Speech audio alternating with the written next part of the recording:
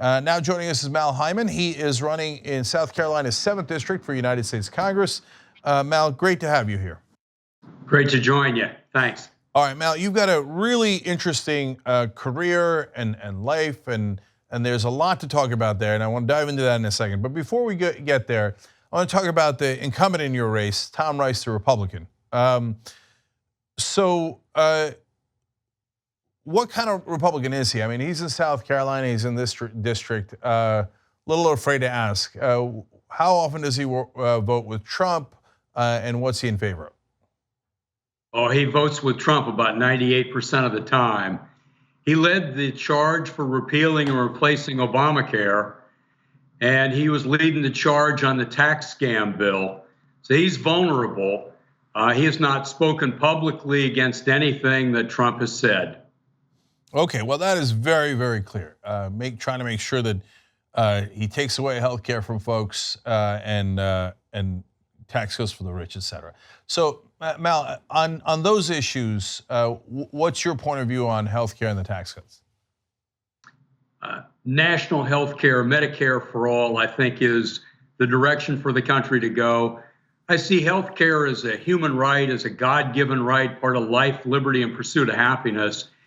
And I mentioned to independent voters and conservatives that the Canadian healthcare system has been popular for 45 years with conservative businessmen. It's good for business as well as good for the dignity of people. It lowers the national debt. It saves money for business. So it's a win-win-win. And I think it's resonating with a much wider share of the public once we make the cost-benefit analysis clear to people. Right. On the tax plan, I think it was essentially a giveaway to the wealthy. The wealthiest 1% put 97% of the money into elections, and they blind Congress to the interests of working people. Tom Rice is a millionaire that sits on the Ways and Means Committee and does the bidding of his donors on that committee. So he's vulnerable. And this tax plan essentially took food out of the mouths of children. It could have been invested in early childhood education or infrastructure or programs of sustainable energy, and it wasn't. And we will call them to task on it and make it plain. So you worked with the United Nations to monitor elections in Nicaragua in 1990 and Mexico in 1994. I just did a story earlier today about the FBI investigation into Russian meddling of these elections. Did you ever think it'd get bad enough in this country that we might have to monitor elections here? I am frankly surprised and deeply disappointed. I never would have figured this country would be as divided on race and class and gender as we are when I started teaching 42 years ago. Yeah, we need a real investigation. Clearly, the House Intelligence Committee is so partisan, it's dysfunctional, and I'm not seeing much from that Senate Intelligence Committee. There needs to be probably some citizen investigation to force this forward. And yeah, I am surprised and disappointed. So you taught for 5 years in a medium security men's prison to fight to change school to prison pipeline. Talk to me about that experience and what you got out of it. It was this Chino prison in California. It was the honor prison for a while until they locked up so many inmates that didn't have the funds to run the best programs that they'd previously had. And I played basketball with the inmates. They'd talk to me, and I asked them, at what point did you fall into despair and hopelessness? And typically they'd say at the age of 11, 12, and 13, they'd lost all faith in the system and slipped into a downward spiral of joining gangs and abusing drugs. It's clear that we need to reach people much earlier in low-income communities if we want to have a chance of turning them around, creating hope and opportunity, and reach these people.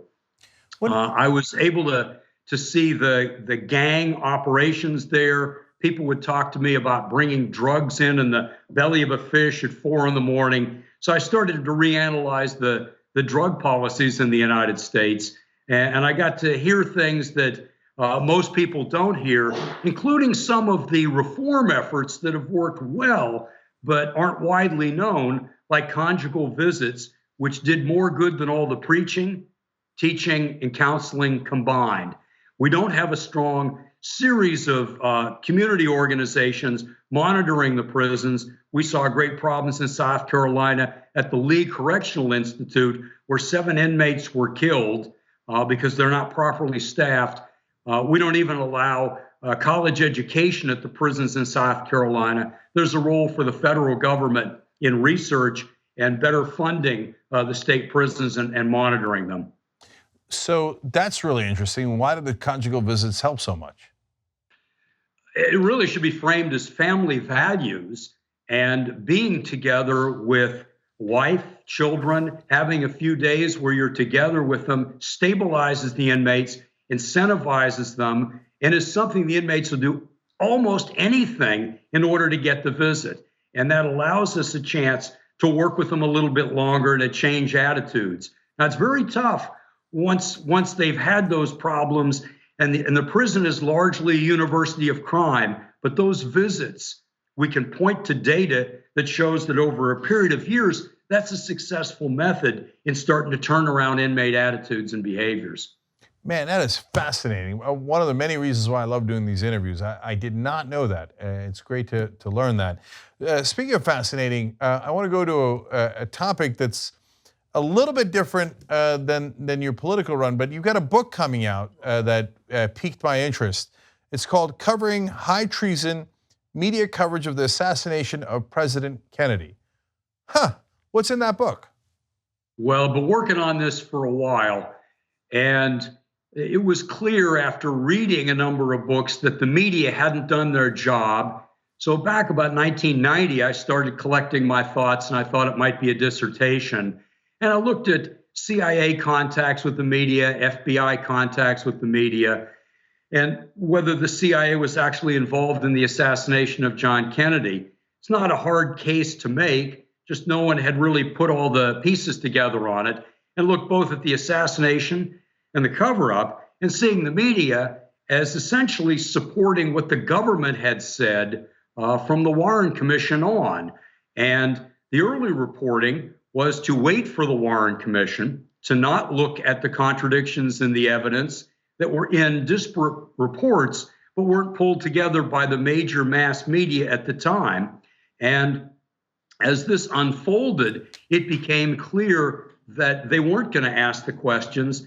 They supported the Warren Commission and claimed people that didn't back it and support it were essentially treasonous or fools.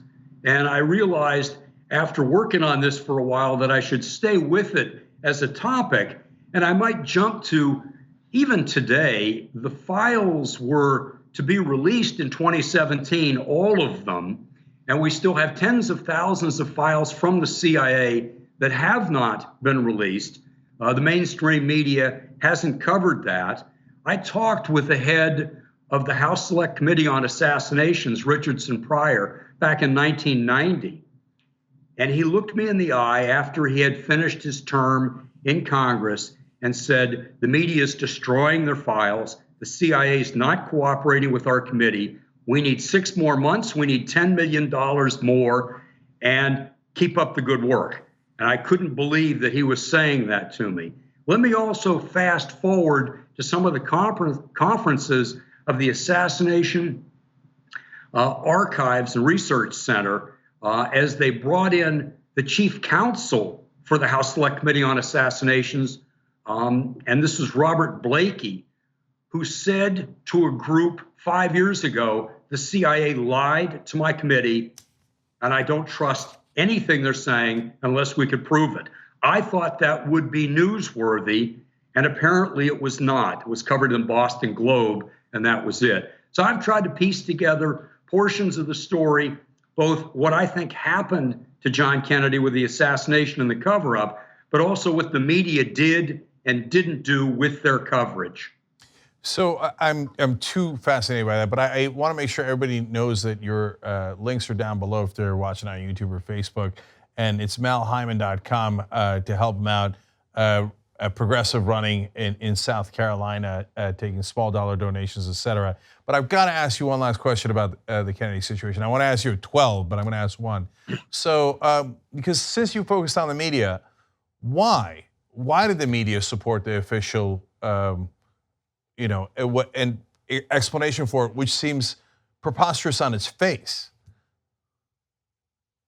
Early on, the media had cooperated with the military, with intelligence agencies during World War II. So there was a predisposition for them to cooperate. This is seen as a national security issue. And we would look like a banana republic at the height of the Cold War, probably in the eyes of many in the mainstream mass media.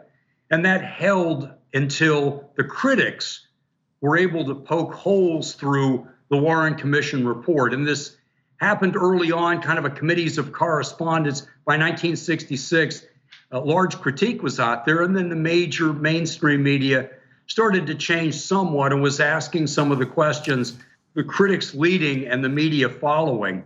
The Garrison investigation was covered well by Oliver Stone in his movie, and Stone was eviscerated in the press, as was Jim Garrison, and they were asking basic questions about national security.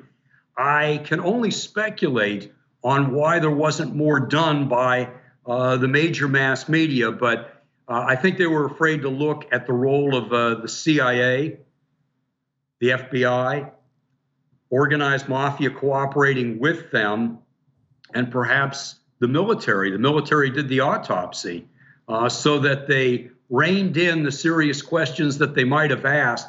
And it was only when the citizenry forced these questions upon them during and after Watergate that we had a congressional investigation, the House Select Committee on Assassinations.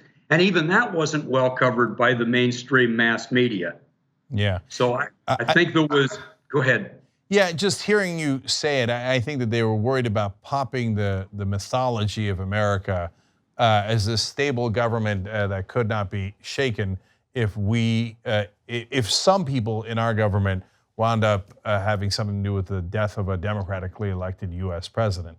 So that was probably a huge part of it. But anyway, Mal Hyman, thank you for joining us, running for Congress in the 7th District of South Carolina for Medicare for All, and my favorite, he's for a constitutional amendment to get money out of politics. So, Mal, thank you and Godspeed.